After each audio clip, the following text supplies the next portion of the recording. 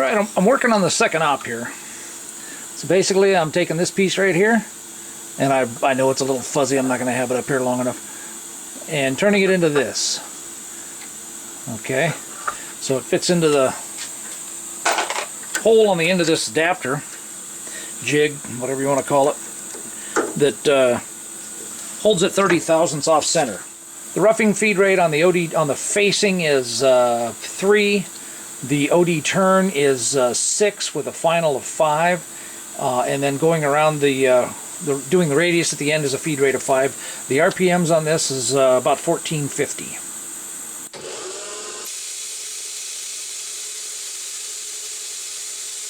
Cycle time is right around 2 minutes.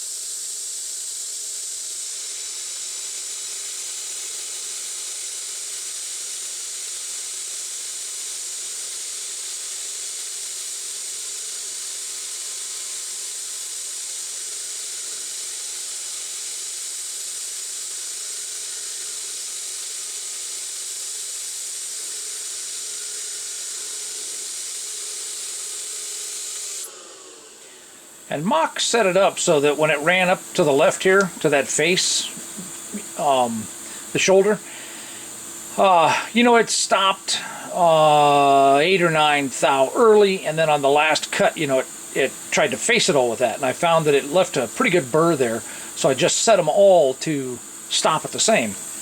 And that made it much nicer. And this is just drill rod, whatever that is.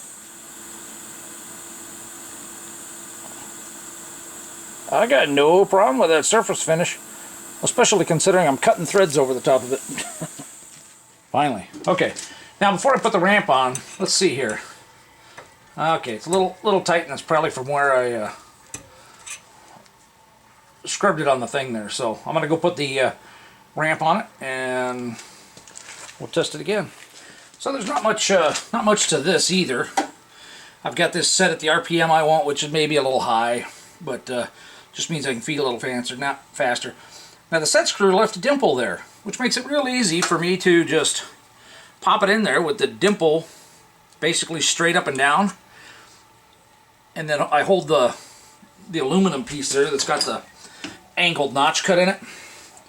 And then I just slide the piece down into it there. And so I'll fire it up and I'll run it. Now, I'm running it off center here because what that does is as this comes around, it helps to pull the burr to the left, okay? If I was doing it the other way, I'd be pushing the burr off the end here.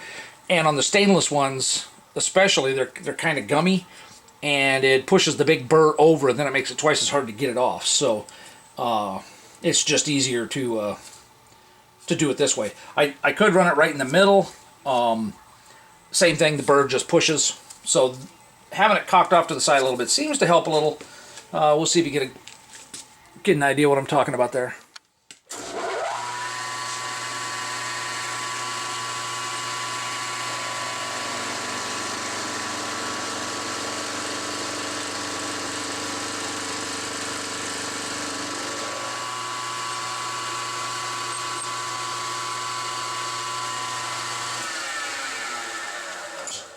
Alright, you can see the flat that was just machined in there. Well, it's right there on the edge. Right here on the end, it's this burr. See that sucker? And trying to take it off with a wire wheel, stuff like that, just wasn't working. What I finally figured out was take a sharp chisel and just work it off before you take it out of the vise. Now that's still just slightly rough, but that's good enough to put in a tumbler. Hopefully it'll come off with the Scotch-Brite. Let's see. So one, to help keep from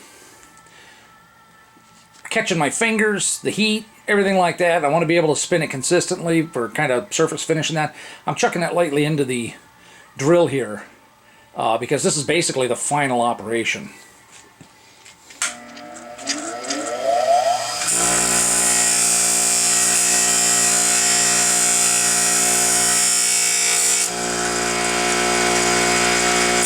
A little aggressive on that one, but it got the burr off.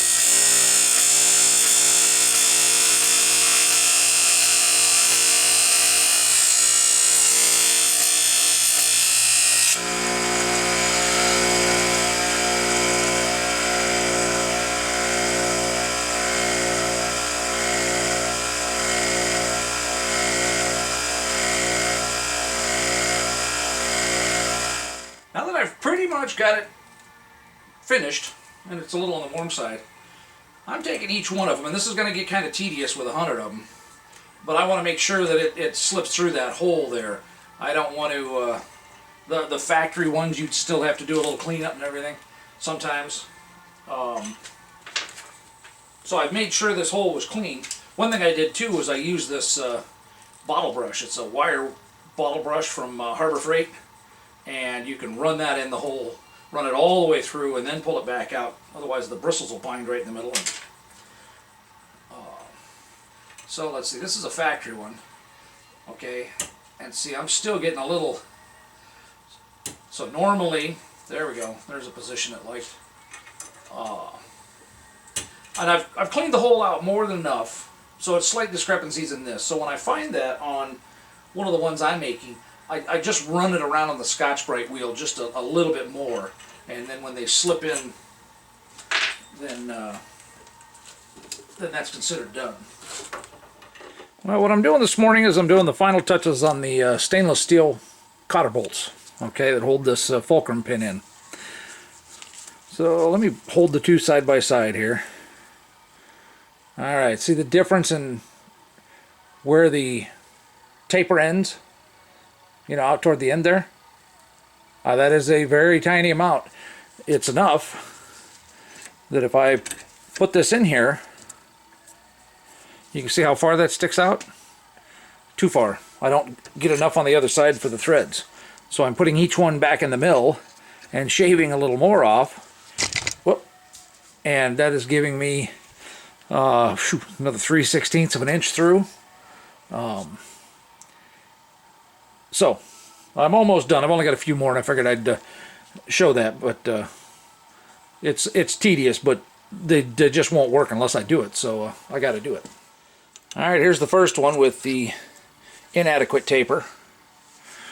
Alright, I got 1/8 of an inch of thread sticking out maybe. And here it is after it's been finished. Now that will hammer in and pull in further, but you can see I've got at least twice as much thread. Okay, so now I know this goes all the way through. Okay, so I don't have to worry about it with the screw or whatever. I don't have to worry about it locking up, you know, out here. So let's put we'll put that back in. We'll put that in. Whoop. And that's just simply, you know, me pushing it in there finger tight. So I think you can get a pretty good idea there. Let me turn this a little bit. So as you can see, the threads go all the way down in there, so I could easily just put that on. There's enough room to put a lock washer on. But I bought, I've got 100 nylocks to go on there.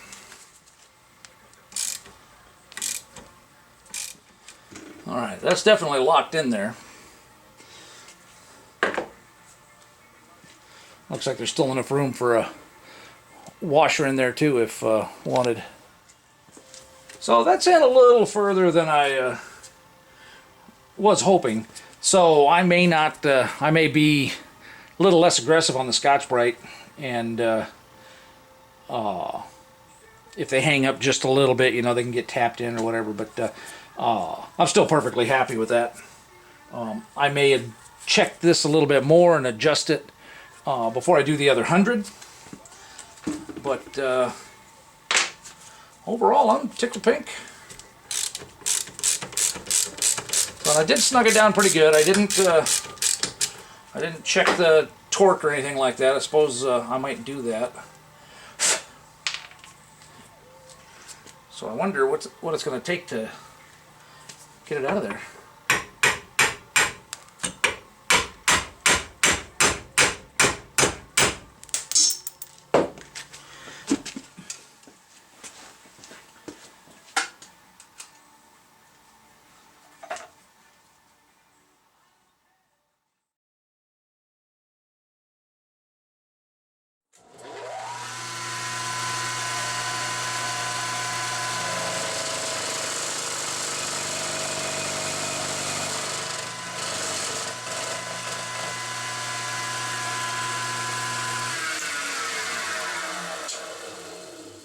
Wow, that's not a good way to machine. I was like, oh, it looks like it's spinning backwards in the camera lens, but I figured, oh, that's just the strobe effect on the camera lens. No, I friggin' ran it backwards.